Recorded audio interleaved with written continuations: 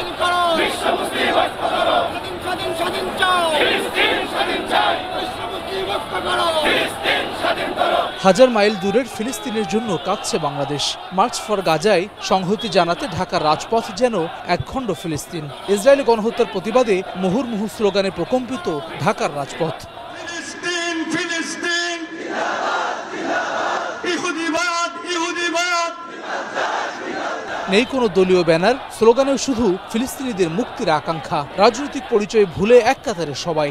বাংলাদেশের প্রান্ত থেকে দৃপ্ত উচ্চারণ স্বাধীন ফিলিস্তিন। সকল মুসলিম একত্রিত হয়ে বাংলাদেশ সহ সারা বিশ্ব আমরা এক হয়ে ফিলিস্তিনিদের রক্ষা করব, এই প্রত্যয় নিয়ে আমরা মাঠে নেমেছি। আমাদের গাজাবাসীদের ভাই বোনদের যে নির্মমভাবে হত্যা করছে আমাদের সহ্য হচ্ছে না, ঠিক আছে? এর জন্য আজকে আমরা রাজপথে আসছি। গুলিস্তানের 0 পয়েন্ট মোড়, পল্টন, ফকিরাপুল, মৎস্য ভবন থেকে কারওয়ানবাজার ফার্মগেট।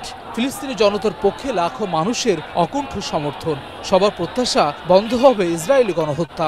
আরব দেশের নেতাদের যদি লজ্জা থাকে, এখন আমাদের মতো নারীদের দিকে তাকাক, যে আমরা কি বলি, আর ওনারা পুরুষ হয়ে কি করে, ওনারা বিলাসিতায় মগ্ন। আমরা ফিলিস্তিনের স্বাধীনতার পক্ষে বাংলাদেশের পক্ষ থেকে বিশাল বড় একটা বার্তা নিয়ে আসছি।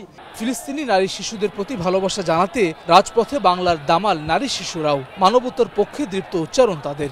বিশ্ব সম্প্রদায়ের প্রতি ঐক্যবদ্ধ হওয়ার বার্তা তাদের। ফিলিস্তিনের জন্য আজকে আমি এদিকে এসেছি।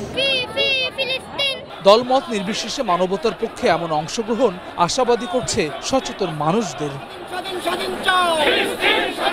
ফিলিস্তিনের মজলুম মানবতার প্রতি বাংলাদেশের প্রান্ত থেকে মানুষের এমন স্বতঃস্ফূর্ত সংহতি। দলমত ভুলে মানবতার পক্ষে সবাই। বাংলাদেশকে এগিয়ে নেওয়ার প্রশ্নেও এমন সংহতি আরও সংহত হবে, এমন প্রত্যাশা আপামর এই জনসাধারণের। হাসান ওয়ালি, সময় সংবাদ, ঢাকা।